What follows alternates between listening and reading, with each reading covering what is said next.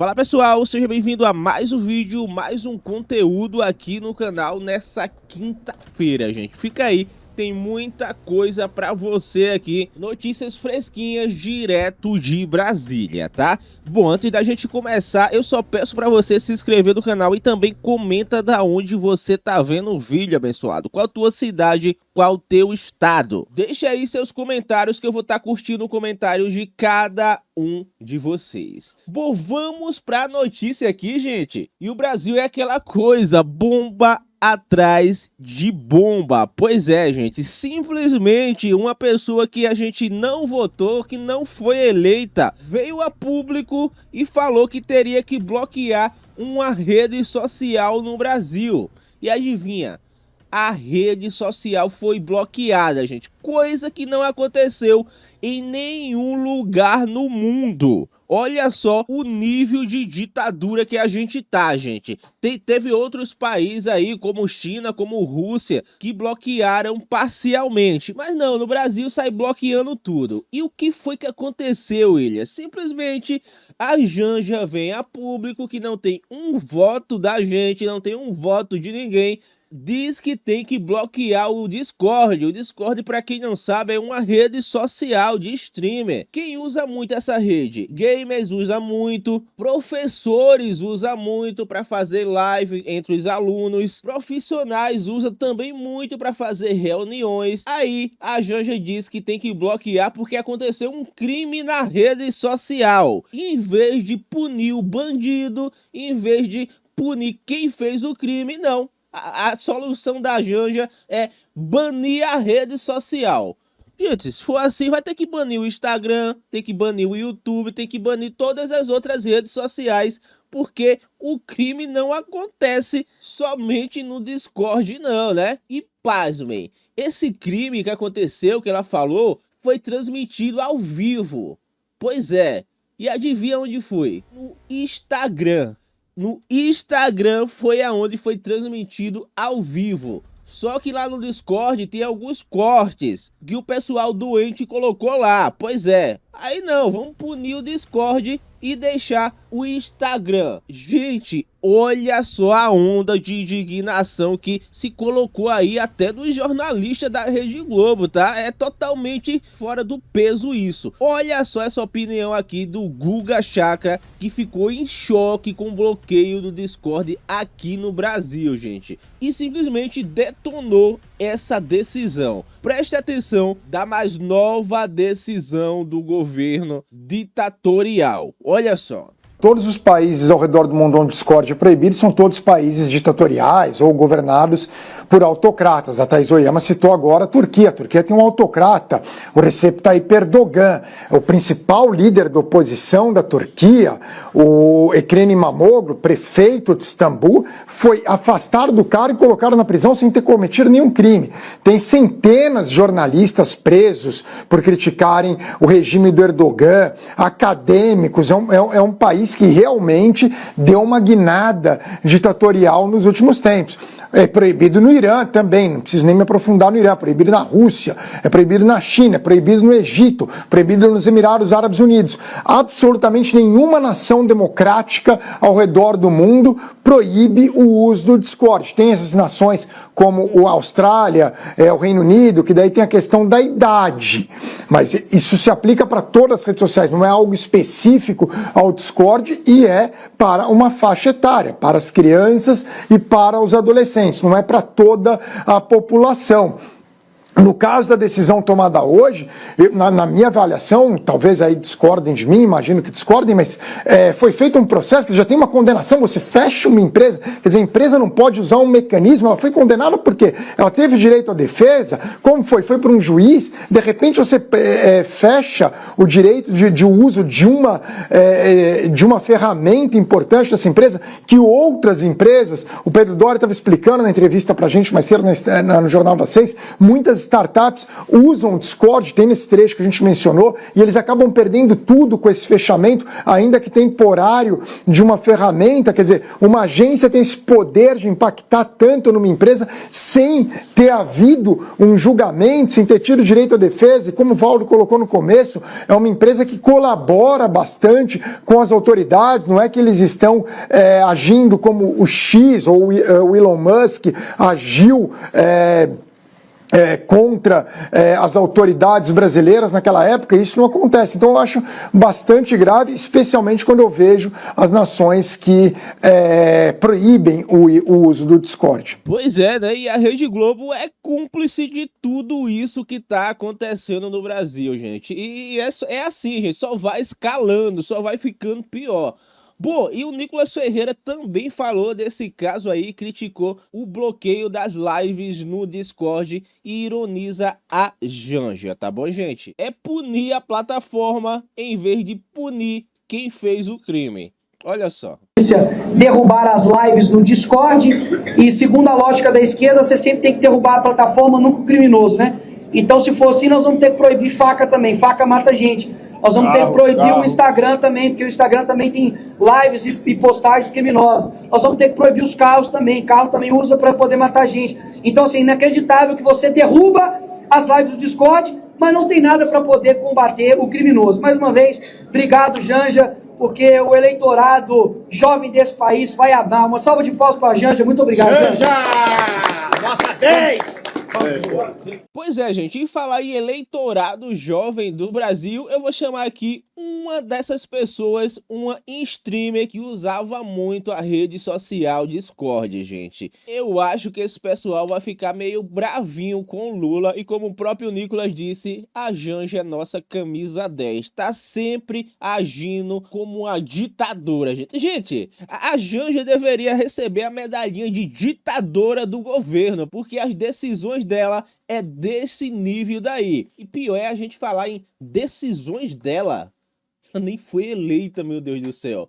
Mas acontece essas coisas, tá? Bom, vamos ver aqui o que uma streamer do Discord tem a falar dessa decisão do governo Lula. Olha só. Quer dizer que agora vocês querem banir o Discord? Depois da situação extremamente triste da menina de 13 anos, isso aqui eu não tenho o que falar, é um absurdo, é revoltante. Esse aqui foi o posicionamento da Janja. A gente precisa bloquear o Discord no Brasil de qualquer forma. Eu tenho 2 pontos muito engraçados pra discutir aqui. Primeiro, ninguém votou pra essa pessoa tá aí, né?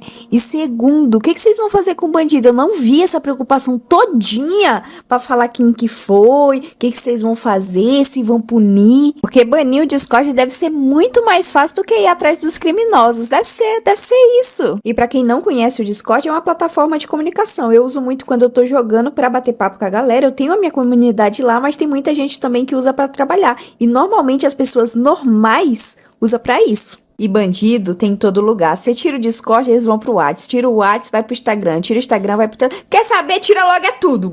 Bane tudo, bora virar uma China logo. Porque punir os vagabundinhos é mais difícil, né? É mais difícil, é mais fácil banir o Discord. Ah, mas eles são menor de idade. E por que vocês não diminuem a maioridade penal? Já ajuda. Tenho outra ideia melhor ainda. Por que vocês não impedem o sinal de celular dentro das cadeias? Então, boca aberta, bora fazer uma coisa útil? Bora ir atrás de quem realmente faz merda? Porque se banir um aplicativo resolvesse, era só desligar a internet do Brasil, viu? Pois é, gente, a onda de ditadores aqui no Brasil só aumenta. A gente tem o ditador Alexandre de Moraes e agora a gente tem a ditadora Janjinha do Amor, a ditadora Rosângela, gente. Olha que lindo. Pois é, e nenhum desses dois ditadores a gente votou. Não é incrível isso? Nenhum dos ditadores maiores do Brasil a gente votou.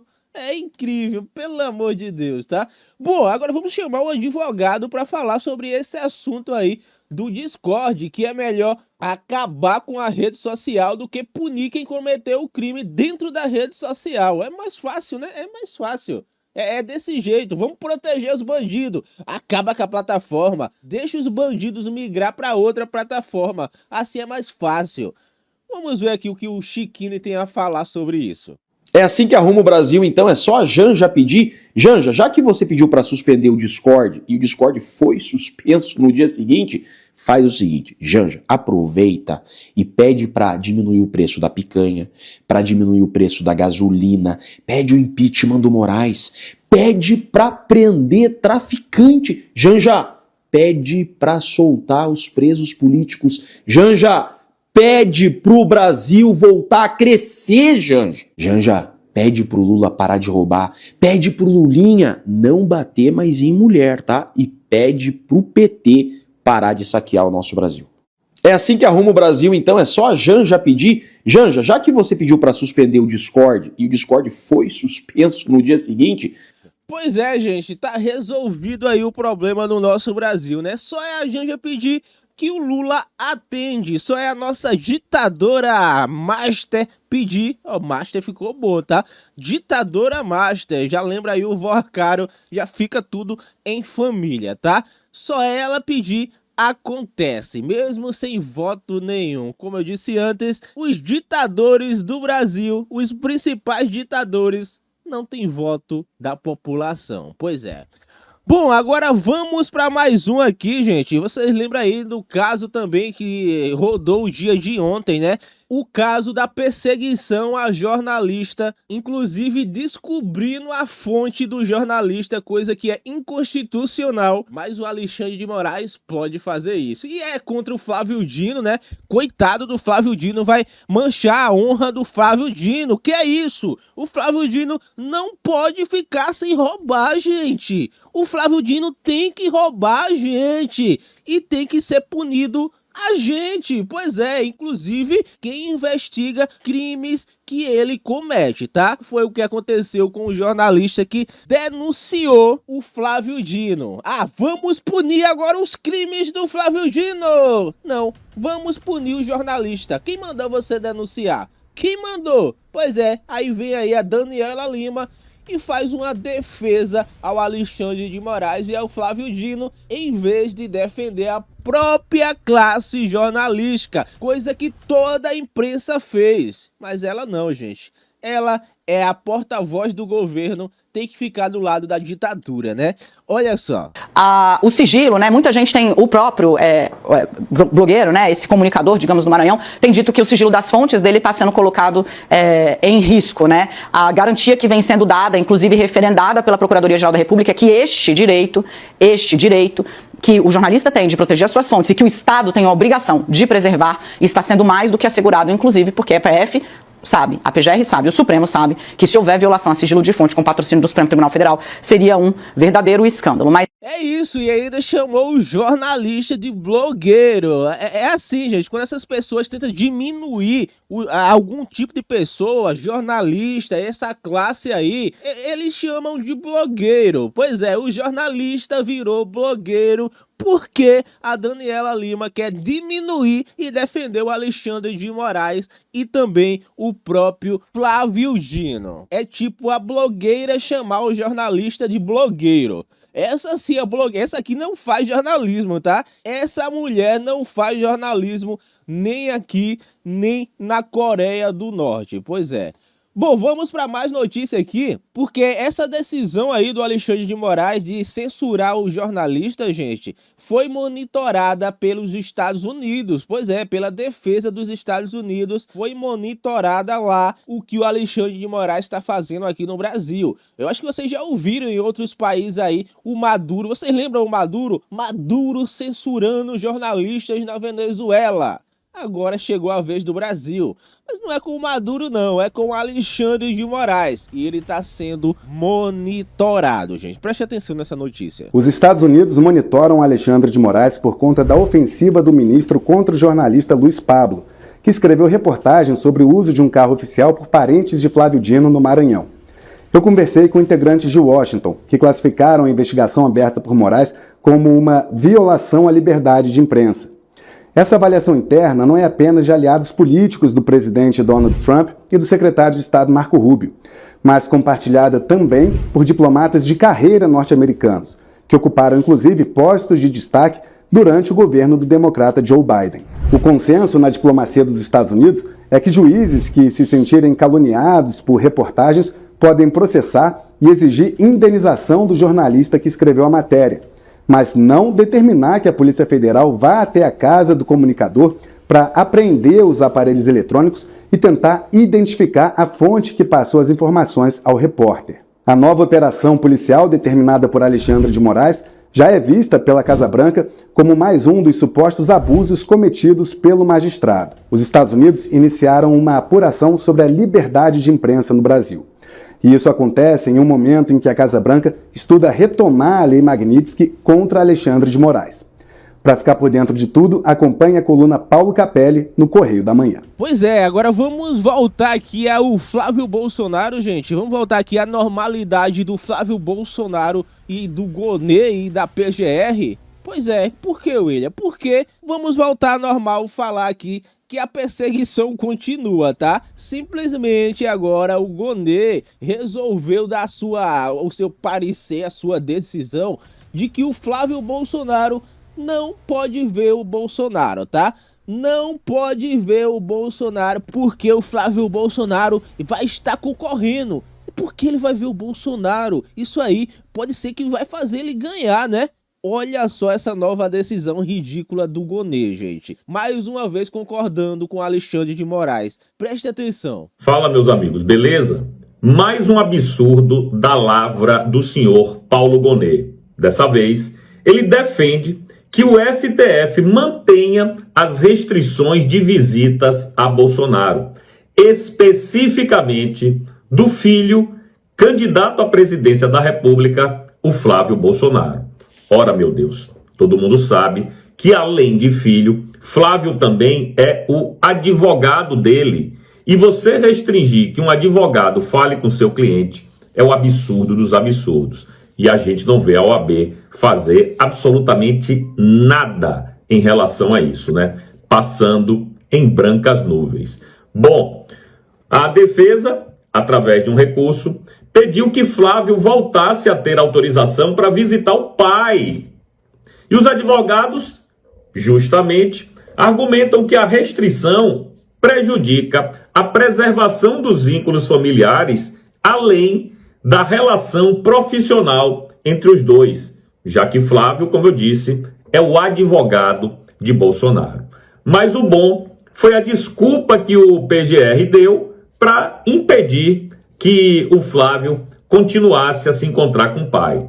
Ele disse que a condição de advogado de Flávio não afasta as regras impostas à prisão domiciliar, uma vez que Bolsonaro permanece assistido por outros defensores. Ou seja, o Paulo Gonê é que determina quais são os advogados que podem conversar com o cliente ou não? Quer dizer que se eu quiser ter 5 advogados, eu não posso. Se eu quiser ter 3 advogados, 4, 8, 10, quanto o meu dinheiro permitir, eu não poderia? Pois é isso que Gonê está falando. Já que ele tem outros advogados, né? Então a defesa dele não está prejudicada. Como não? Como que não está prejudicada? Se justamente um dos advogados não pode falar com o seu cliente. Bom, é claro que isso é uma interferência nas prerrogativas de advogado do Flávio Bolsonaro e também, evidentemente, mais uma interferência da PGR e da Suprema Corte nas eleições presidenciais de 2026. Porque você impedir, além de um filho falar com o pai, além de um cliente falar com seu advogado, você impedir que um líder político fale com seu candidato à presidência, é óbvio que é uma intervenção direta e reta nas eleições presidenciais. Mais uma, aonde o senhor Paulo Gonê subservientemente acata todos os pedidos que são feitos a ele pelo ministro Alexandre de Moraes. É um absurdo, é uma vergonha e a gente estará aqui sempre para denunciar esse tipo de arbitrariedade. É disso que se trata. Agora deixa aí nos comentários o que é que vocês acham de mais essa atitude mesquinha e ilegal do senhor Paulo Gonê. E se ainda não se inscreveram nos meus canais, o Didi News e o Didi... Pois é, gente, então vamos a mais notícias agora com o próprio Didizeira. É isso aí, já começamos quente e vamos continuar quente, tá? Bomba atrás de bomba, fica aí pega o seu cafezinho, ó, o cafezinho aqui, ó, já tá aqui, tá? Pega o seu cafezinho e vamos assistir comigo, vamos curtir comigo mais notícias aqui com o Didizeira. É bomba atrás de bomba, acompanha comigo, tá? Olha só. Cada dia é uma agonia, né, amiga? Cada dia é uma agonia. Mas a gente até que não pode reclamar muito não, né, Val? As 2 últimas semanas foram boas pra gente. Foi Lulinha, foi Roberta Lussinger, foi Marcola, foi Trump tirando o visto da embaixadora. Nas 2 últimas semanas, pelo menos a coisa do nosso lado não foi tão ruim assim, não. Hoje a gente teve aí Flávio se reconciliando ontem, né, com a Michelle, etc e tal. Então tá melhorando, tá melhorando. Parece que a gente está conseguindo colocar um pouco de ordem na bagaça toda e um pouco de voz de autoridade, que mesmo vindo do exterior, faz toda a diferença nessa caminhada, porque nós estávamos indo em direção ao precipício e parece que algum freio, né, de controle aconteceu depois de certos pronunciamentos vindos do norte. Pronunciamentos vindos do norte. É verdade. Bom, então vamos aproveitar, né, já que a gente está falando nessa maré boa que está rolando para a direita, queria comentar com você essa matéria do Globo aqui que saiu, falando justamente isso. Planalto tenta mapear relações de amiga de Lulinha com integrantes do governo e cobra assessor após caso Marcola. Pessoas próximas ao presidente Lula procuraram o assessor Swerdenberger Barbosa, o Berger, atualmente lotado no gabinete presidencial, para questioná-lo sobre eventual envolvimento com a empresária Roberta Lussinger, pivô da crise que afastou o ex-chefe de gabinete de Lula, Marco Aurélio Santana Ribeiro, o Marcola, da campanha à reeleição petista. O Palácio do Planalto tenta mapear as relações da amiga de Lulinha e antever crises após a revelação de que Roberta fez pagamentos a Marcola. Como mostrou Lauro Jardim, as investigações da POF sobre a circulação de Roberta no governo chegaram a pelo menos mais um nome do Palácio do Planalto a quem ela emprestava dinheiro, entre muitas aspas. A preocupação no entorno do presidente se deu pelo fato de Berger ter se reunido com a empresária quando ocupava o cargo de secretário executivo do Ministério da Saúde e ter mencionado em mensagens trocadas pela empresária com o careca do INSS. Roberta é apontada pela PF como lobista e amiga de Lulinha. Investigações autorizadas pelo STF apuram suspeitas de que o primogênito do petista tenha cometido tráfico de influência em órgãos do governo. Interlocutores do presidente perguntaram diretamente a Berger se ele tinha envolvimento com a empresária ou se poderiam revisitar revelações que prejudicassem o governo. De acordo com esses auxiliares, Berger negou. Marcola também tinha negado, né? De acordo com o relato, o assessor afirmou na conversa que não deu nenhuma vantagem no governo à empresária e citou que a principal demanda dela, envolvendo a empresa do careca de cannabis medicinal, não foi para frente. Procurado, Berger não se manifestou. O Planalto considerou afastar Berger se ele tivesse admitido alguma relação com a empresária. Como dona de uma consultoria, Roberta Lussinger percorria a esplanada dos ministérios e órgãos públicos representando empresas que tinham interesses em fechar contratos públicos. Há registros de 8 agendas dela no Palácio do Planalto e pelo menos 32 visitas a gabinetes dos Ministérios da Saúde, Desenvolvimento Social e do BNDES, entre outros locais, no período de 2023 a 2025. O jornal O Estado de São Paulo mostrou que Lussinger foi ao Ministério da Saúde 16 vezes. Um dos serviços de consultoria oferecido por ela foi prestado ao careca do INSS, que chegou a repassar 1,5 milhão em 5 parcelas de 300 mil pagas entre 2024 e 2025. Dona Valéria Bernardo, 2 coisas me chamam a atenção aí. A primeira é que o cara é um assessor direto de Lula, e Lula, em vez de sentar com o cara a cara, e o próprio presidente perguntar a ele sobre as patifarias, não. O entorno de Lula foi perguntar a Berger se ele tinha culpa no cartório. Isso aí, já para mim, já é estranho, né?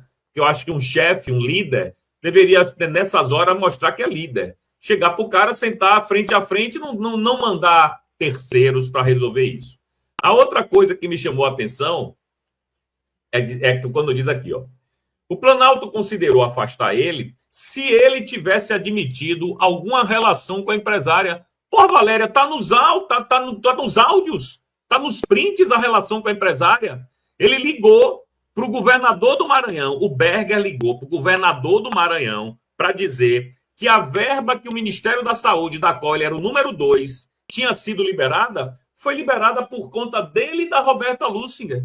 Então, tá faltando mais o quê? O Planalto entender que ele tem culpa no cartório. Me explica aí, minha amiga. Você que é mais inteligente do que eu. Ó, Dido, o que acontece é o seguinte, é típico aquele jornalismo que a gente vê nas mídias do regime, que exibem um vídeo de alguém matando outro alguém e chamam o assassino de suspeito. Que não pode dizer que é assassino enquanto não tiver prova, mas você acabou de exibir a prova do cara, o fazendo, em flagrante, no exato momento do auto, né, da prática, não, mas é suspeito. Então, assim, o que nós temos é exatamente isso. Tem áudio, tem print, tem prova, tem tudo. Não, mas ele tem que dizer. Ele tem que assumir. Se ele assumir, aí eu tomo uma providência. É a mesma coisa que perguntar para o Lula do sítio de Atibaia até hoje, perguntar para ele do apartamento lá da praia de São Paulo, Guarujá, perguntar para ele de todas as coisas que ele foi acusado na Lava Jato. Não, nunca, nunca do verbo jamais. Se bobear, nem o filho dele é dele. Vai dizer que o filho é de Bolsonaro, porque afinal de contas ele não pode ser condenado porque ele não assumiu nenhum crime. Olha onde nós fomos parar com a desconexão de realidade e o pior, esse pessoal acha que nós possuímos, nós exercemos a mesma desconexão de realidade que eles, porque eles passam isso com uma disfarçatez e uma tranquilidade que, assim, com certeza esse meu pacotinho aqui será engolido pela população, a não ser que eles, sendo políticos, dependentes aí de uma reeleição, estejam cagando e andando para a população, né? Porque eu não sei como que esse povo se mantém no poder, eu não sei nem como que essa tartaruga foi parar lá em cima daquele poste, mas tem uma coisa, eu vou te pedir mais alguns minutinhos, que chama atenção nessa matéria, Dido, e quase ninguém comenta. Olha só, tudo envolve a possibilidade de tráfico de influência do filho do Luiz Inácio, do cachaceiro lá. E aí a gente fica sabendo que a Roberta Lussinger, ela passeava pelos corredores de Brasília, oferecendo empresas para fecharem contratos com o governo. Eu pensei que tudo dependesse de licitação pública, né, não? Não. No governo Lula, não.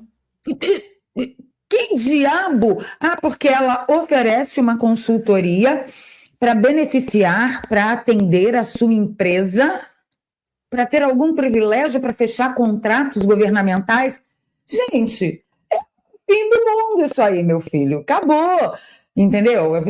Fecha a porta, apaga a luz, o último que sair. Porque a pessoa não tem constrangimento de assumir. Eu presto consultoria para privilegiar a empresa que eu atendo a fechar contratos governamentais.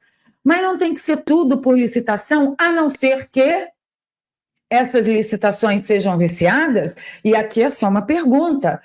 Vou assumir que seja uma ilação declarada de minha parte, né?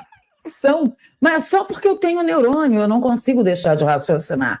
Que diabo é isso? E ela faz uma resposta dessa, dá uma declaração desta, como depoimento de uma defesa jurídica, meu filho.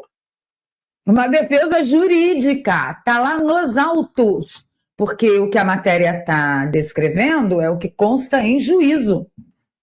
Sim. Acabou, Didi. Eu tenho uma vaga de engraxate para mim aí, não? Porque tá desse jeito o Brasil. Eu vou te falar, cara, a Polônia tem emprego para todo mundo, mas o problema é você conseguir a carta póbito. A carta póbito é o documento que te dá acesso ao emprego, sacou? Legal. Ilegal ninguém contrata. Você tá ligado que a imigração ilegal... Não quero ser contratada, não. Eu compro uma caixinha de engraxate e vou pro meio da rua. Você tá pensando o quê? Vou fazer brigadeiro e vender no farol. Pois é, não existe isso aqui não, querida. Não existe isso aqui não. Eu lanço moda.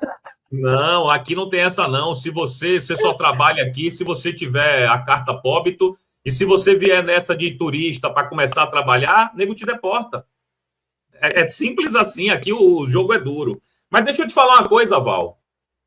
Eu tenho uma fonte quente, já está tudo preparado. Cuidado com essa fonte, hein? Essa fonte vai...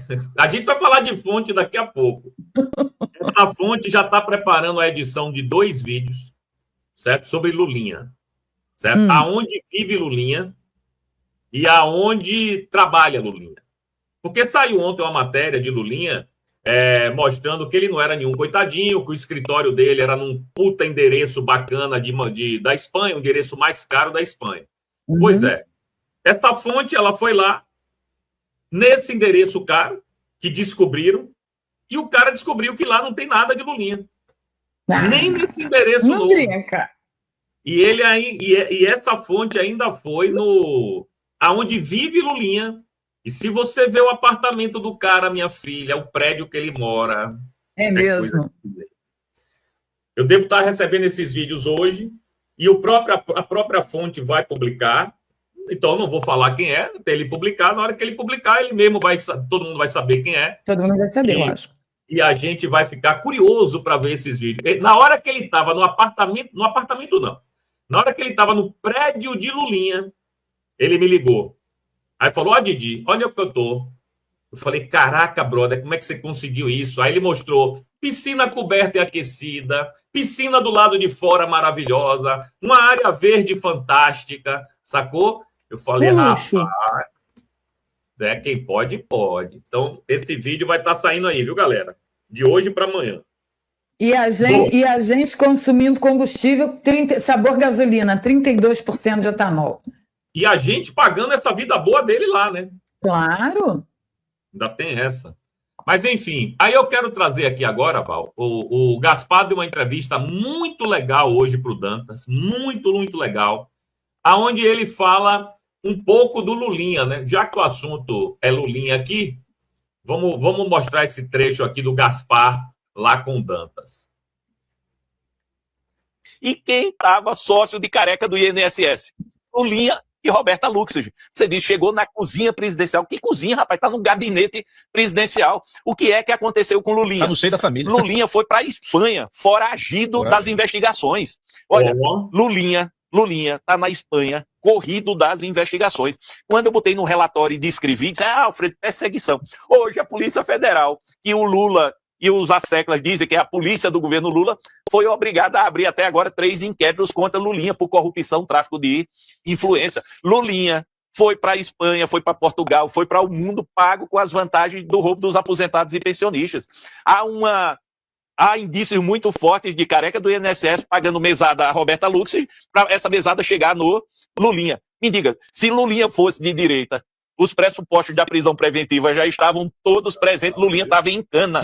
Mas Lulinha é filho do presidente da República. Está curtindo Madrid, na Espanha, em endereço comercial, que custa mais de 100 mil reais o escritório mais simples.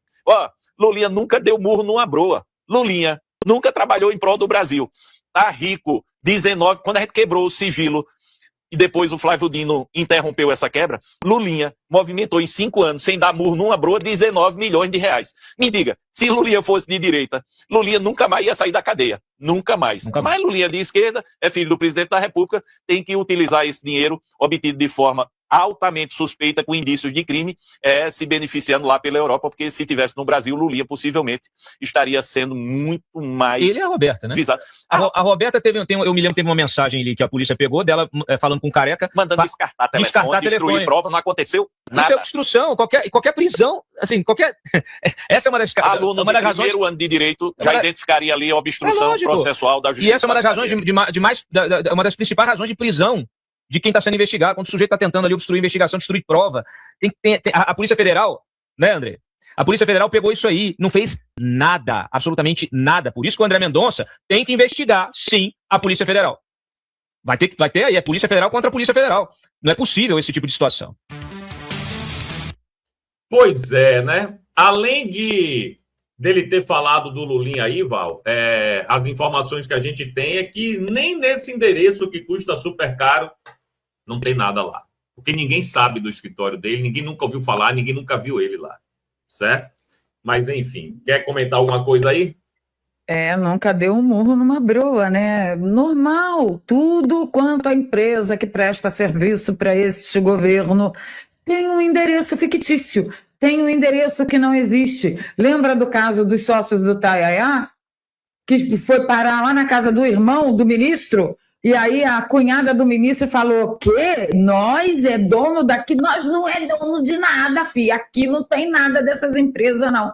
Então, assim, qual é a novidade? Qual é a novidade? Agora, uma coisa que o Alfredo falou é a mais pura verdade. Se fosse qualquer um de direita, não precisaria de nada para estar preso, censurado, funhanhado, ferrado. Não precisaria de nada. Agora, Lula, seus asseclas e seu filho com provas sobejas, nem assim para a lei ser feita. É interessante. Justiça desse país que respira por aparelhos. Pois é. Quero voltar aqui ao assunto do Marcola, porque ainda tem duas notícias aqui para a gente comentar sobre ele. Um é do Diário do Poder, que fala o seguinte: Marcola era a pessoa mais íntima de Lula. Era mais íntima do que se imagina a relação de Lula com Marco Aurélio Ribeiro, o Marcola, titular do gabinete pessoal do presidente da República, que recebeu dinheiro da robista Roberta Lussinger, amiga de Lulinha. A rigor, ele não tinha atividade pública, atuando exclusivamente na gestão da vida particular do presidente. Tinha controle de tudo, mais que a primeira-dama, incluindo senhas bancárias e do eGov. Era assim: filho, filha ou irmão precisa de ajuda? Marcola era o contato e resolvia. O gabinete pessoal cuida da agenda, mas não se suspeita de venda de audiências. Ex-colegas dizem que, leal, Marcola aceitou ir ao sacrifício. Para assessores palacianos, Marcola combinou com Lula a versão de empréstimo da lobista, lorota reforçada em público pelo próprio Lula. Investigações devem apontar, afinal, o destinatário dos 250 mil pagos pela lobista amiga de Lulinha. Marcola é que não foi, dizem ex-colegas. Para mim, o que está pegando aí, e a informação que eu acho que é quente nesse caso aí, Val, é exatamente essa, né?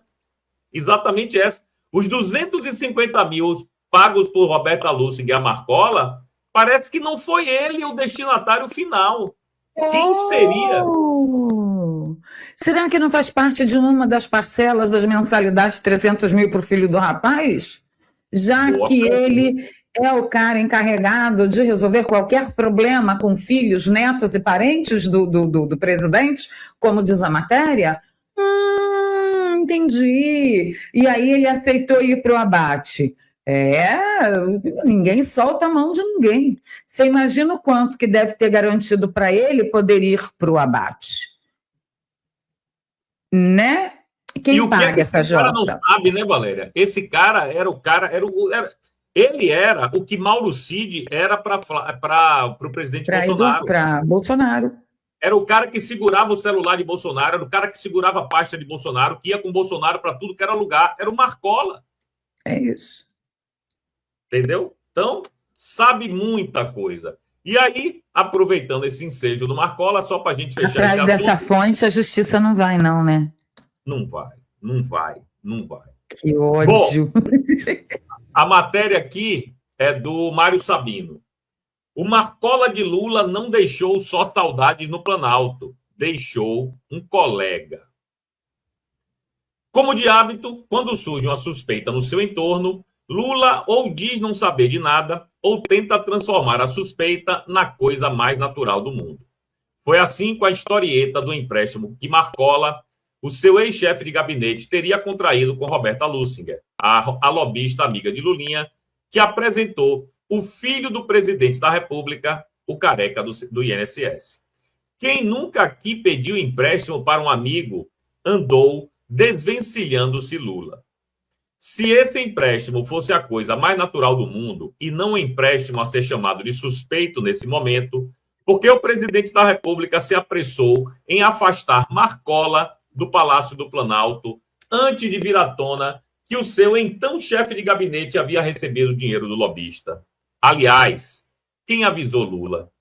E que empréstimo é esse que, contraído no começo de 2024, só foi pago meses depois da apreensão do celular da Roberta, em dezembro último, como bem notou o jornalista Lauro Jardim?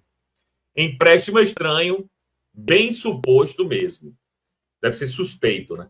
A lobista depositou inicialmente R$40 mil na conta de Marcola e depois passou a quitar boletos que o gajo lhe enviava. Em geral, isso é coisa de gente que quer esconder fonte pagadora. Total do suposto empréstimo pago pelo chefe de gabinete de Lula, 249 mil. É montante que só gente muito amiga íntima, empresta, convenhamos. E ainda que a relação de amizade entre Roberta Lussinger e Marcola seja muito sincera, é difícil acreditar que uma lobista como ela tenha deixado de manifestar interesse de que o chefe de gabinete do presidente da República lhe apresentasse gente graúda no governo. Marcola está fora do Palácio do Planalto, mas um colega seu continua lá. Ele é Sverdenberger Barbosa, mais conhecido como Berger. De acordo com o jornalista Caio Junqueira, o informante da PF que prestou depoimento sobre as relações governamentais de Lulinha afirmou que Berger, então secretário executivo do Ministério da Saúde, ajudou a abrir as portas da pasta para o filho do presidente da República.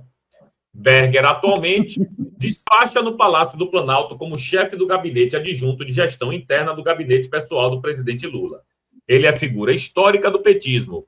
O delator confirmou à reportagem que o Marcola, ex-chefe de gabinete de Lula, e Berger eram os canais de Lulinha, da empresária Roberta Lussinger e do empresário careca do INSS no Ministério da Saúde, escreveu Caio Junqueira.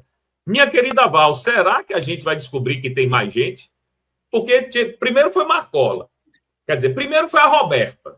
Depois veio o Marcola. Aí sim, trabalhando diretamente com Lula, o Marcola. Depois o Berger. Eu desconfio que pode vir mais gente aí, viu, Valéria? Eu acho que você está totalmente certo. Seu faro de detetive continua afiadíssimo. Porque para uma mulher que vivia andando pelos corredores de Brasília, oferecendo a empresas que queriam fechar contratos governamentais, ela não deve ter se fixado só neste núcleo, né? Porque, afinal de contas, este núcleo tem um bando de chupacabras pendurados nas tetas deste núcleo, entendeu? E deve ter beneficiado mais um monte de gente, um monte de licitação adorável, né? E, entre outras cositas mais. Então, sim, eu acho que você está muito certo. Pode ter muito mais gente envolvida. Pô, mas é um poço sem fundo a dinheirama desse pessoal, né? É o careca do INSS com dinheiro infinito, o Horcaro com dinheiro infinito. O povo, meu Deus do céu, quando chegará o dia da minha sorte? Que aí eu vou aí e compro a Polônia. Também estou querendo saber quando é que vai chegar aí o dia da nossa sorte. Bom, Val, eu queria mudar agora de assunto, e é um assunto que eu realmente tenho muita curiosidade em te ouvir, que é justamente a quebra do sigilo de uma fonte feito pelo ministro Alexandre de Moraes, a pedido do Dino e também da Polícia Federal e da PGR. Primeiro, eu queria que você fizesse um apanhadão, e daqui a pouco a gente vai trazer uns vídeos aqui interessantes que saíram hoje, e um pouco do que você achou da repercussão da velha mídia. Será que foi hipocrisia? Porque quando esse chicote bateu no Alan, quando esse chicote bateu no Eustáquio, no Paulo Figueiredo, até no Constantino, em mim... É o Constantino. Ok? Ninguém falou nada. Ninguém falou que esses jornalistas de direita mereciam algum tipo de piedade ou algum tipo de comiseração, ou pelo menos um pequeno apoio da velha mídia. Como é que você viu tudo isso aí? Didi, eu vou te dar um exemplo, eu vou te contar uma coisa em primeiríssima mão, que foi uma atitude que partiu de mim agora há pouco, tá? Eu entrei em contato com o Rui Costa Pimenta, a gente treta feio no X, ele já me xingou de tudo e eu também a ele. E eu entrei em contato com ele por DM, perguntei para ele como ele estava. Ontem meu coração se contorceu no peito quando eu vi o que fizeram com ele. E eu disse a ele, olha, não se espante que é uma bolsonarista querendo saber se você está bem. Eu odeio a ideologia que você defende. Mas o que estão fazendo com você é tirar você do lugar de cidadão que deveria ser resguardado pela nossa Constituição. E sem a guarda da nossa Constituição, a gente não consegue nem se degladiar pelo que acreditamos. Então, o que eu achei? Primeiro, sobre a história, né? Não pode mais denunciar a autoridade. O grande start da perseguição contra Alan dos Santos aconteceu, iniciou, o grande botão foi apertado quando ele, numa live com a Bia Kicis, ele denunciou as malas com escutas.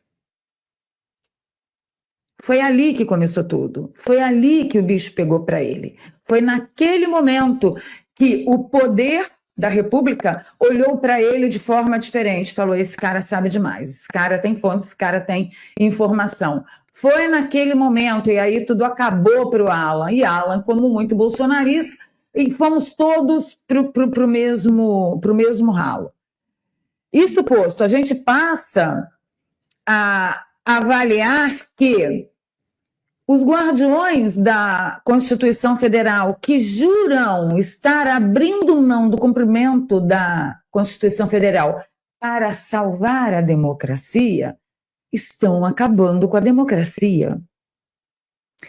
Eu não sei se você separou aí o vídeo da Daniela Lima, mas a Daniela Lima, num dado momento... Passei de manhã. Ela falou, mas não se preocupem que tanto o STF, o Ministério Público e a PGR, eles estão resguardando o sigilo da fonte.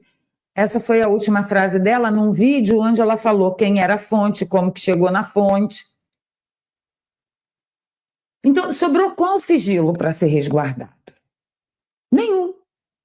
Então, ela que tinha acabado de noticiar a quebra do sigilo da fonte, imediatamente no segundo seguinte disse, mas não se preocupem, o sigilo da fonte que garante a Constituição Federal está sendo resguardado.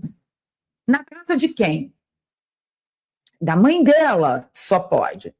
Então tem esse tipo de comportamento que mostra uma intenção de fazer com que o nosso tico e o teco se desconecte e a gente não faça sinapse. Este é o ponto. Ou não, pegaram a fonte, já sabem quem é a fonte, mas se ela está falando que os direitos do sigilo está sendo resguardado, é porque deve estar sendo resguardado. A intenção dela é essa, para acabar com o nosso raciocínio. Isto posto, um apanhadão aí geral pelos comentários que eu vi da grande média, né, do capacho do regime, da agência de propaganda do regime. Quando que eles vão descobrir que eles serão os últimos judeus a serem levados? Quando? Porque eles ainda estão aqui, ainda estão podendo falar, alguns. Quando eles vão descobrir que o único que não será levado será judeu, não será judeu. Será sangue da turma que está aí, DNA da turma que está aí. Se você não pertencer ao DNA da turma que está aí, você será levado. O que eu falei hoje lá para o Igor Gadelha, olha quantos anos de exílio tem Alan dos Santos, seu vagabundo. Gente que eu não suporto também, vou colocar junto aqui com gente que eu amo. Paula Schmidt, Rodrigo Constantino, Paulo Figueiredo, a Jovem Pan, na época que prestava, a própria Revista Oeste, na época que sofreu todo tipo de perseguição com todos aqueles profissionais, Alexandre Garcia, na época da pandemia, com mulher médica, o homem implorando, eu preciso passar para vocês o que a minha mulher médica em exercício neste exato momento no fronte de batalha contra a Covid-19 está apurando no fronte de batalha dela. Não posso, chegaram a dizer que Alexandre Garcia não era um jornalista, era um bolsonarista. E essa corda que está agora, que não, sigilo da fonte, Constituição Federal, artigo 5º, inciso 14, eles ficaram calados, porque não era com eles. Nós éramos os judeus sendo levados.